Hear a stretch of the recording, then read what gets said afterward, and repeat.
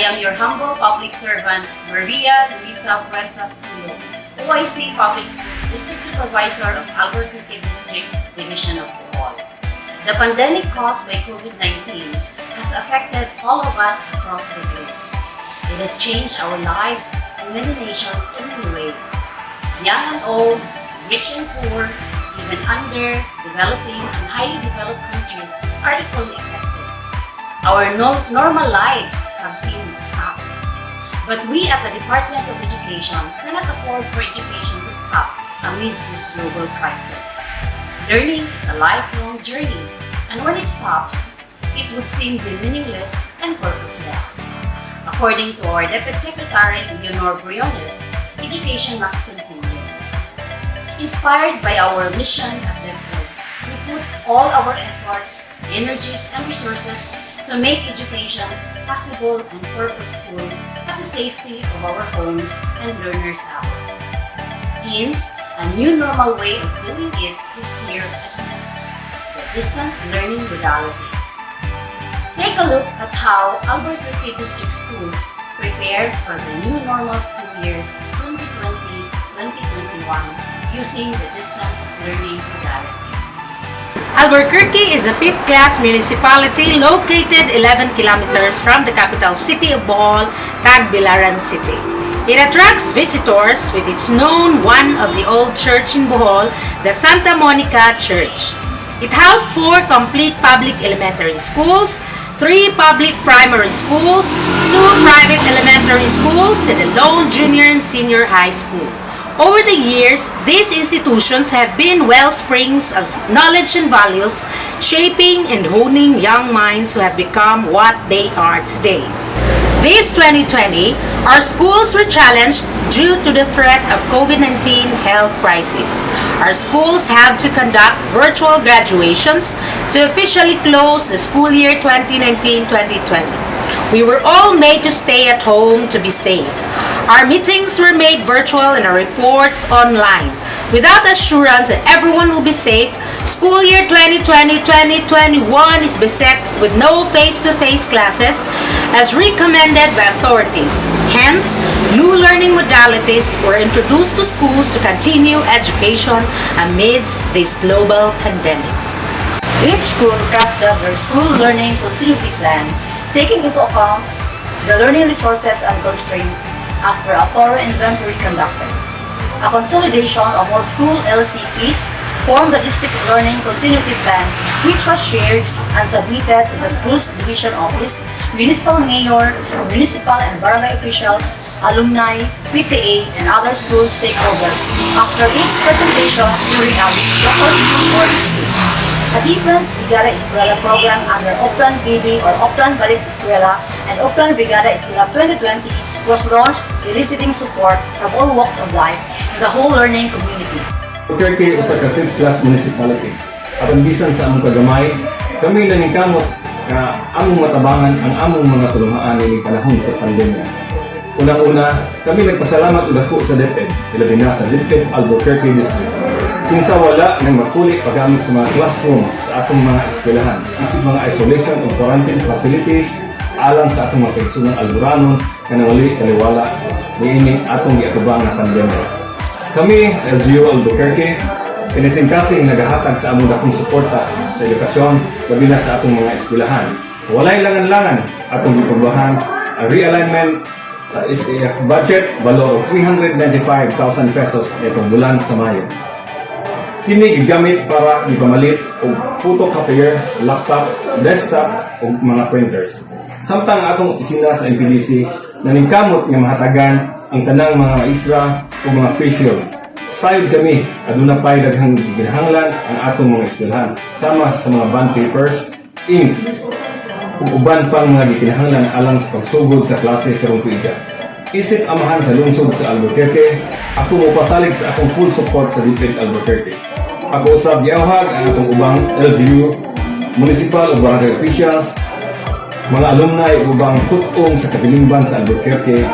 Tabangan nato ang atong mga eskwelahan sa Albuquerque. Daghang salamat. Isip Presidente sa District Federated Parents Teachers Association, Ako nagpaabot sa among dakong suporta sa mga eskwelahan dito sa Alburquerque, Bohol. Akong giauhag ang atong mga ginikanan na atong suportahan ang mga kalihukan sa atong eskwelahan. Niining panahon sa pandemya, dako kayo ang atong matabang isip ginikanan labi na kay ang atong mga kabataan naalang sa atong balay nagmagtuon.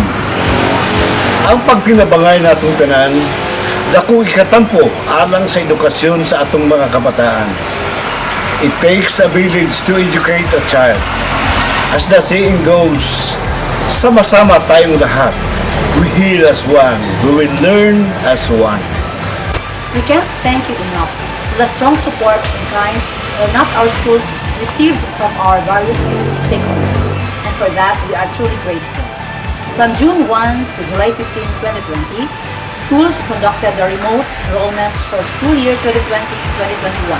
Printed Learner Enrollment Survey Forms, or LESF, were also distributed in strategic places like barangay halls, municipal halls, puruks, and schools where it would be easier for parents to access and enroll their learners.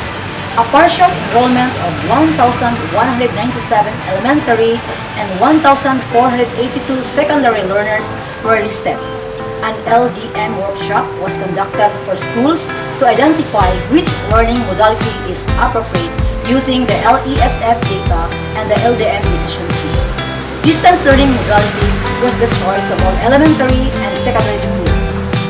All 8 public elementary schools will use the printed modules, while the 2 private schools opted the combination of printed and online modules.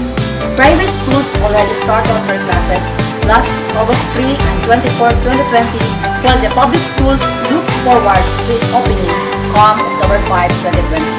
In order to prepare the school community for the new learning modality implementation, all public schools conducted simulation or dry run activities during the first 3 weeks of August 2020. Series of planning and conferences took place even between online teacher trainings and webinars with school heads and teachers, forming different committees and specific tasks for the simulation activities. The learning kits were distributed as parents picked them up every Friday at identified pick-up centers. Boxes were provided and placed in strategic areas in schools, barangay halls, puruks, and selected households of easier access to parents. Health protocols were observed during the distribution as recommended by health authorities. All implementers also adopted the same new normal process as they also placed along drop and pick-up boxes for their enrollment and learning kits. Learners studied by reading and answering the modules and activities at home with their parents and siblings as adult facilitators, guided by the weekly plan and parents' guide. Sangguniang Kabataan members reinforced learners' learning through a parallel project dubbed as Pula Kanunuman Project.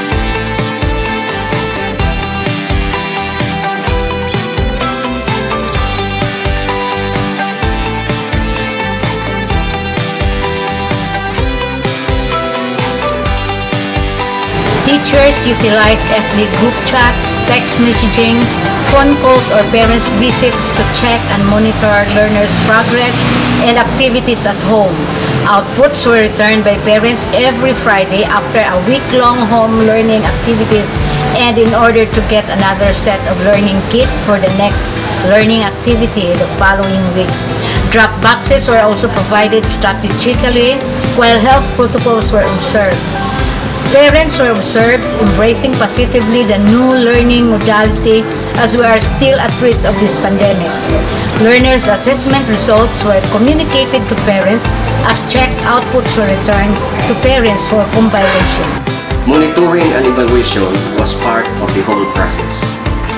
As schools and district conducted M&E during and after the simulation period, school heads, teachers and stakeholders were carefully listened to through feedback, boxes, interviews, and M&A workshops. Lessons were learned and challenges were identified and faced. As we assessed the simulation activities of our schools successfully, results were communicated through video presentation by each school. This school year 2020-2021 may be challenging for all of us, but putting all our trust in our Almighty God, together we put our heads up high and shout to the world, we can, for together we can heal as one. We learn as one.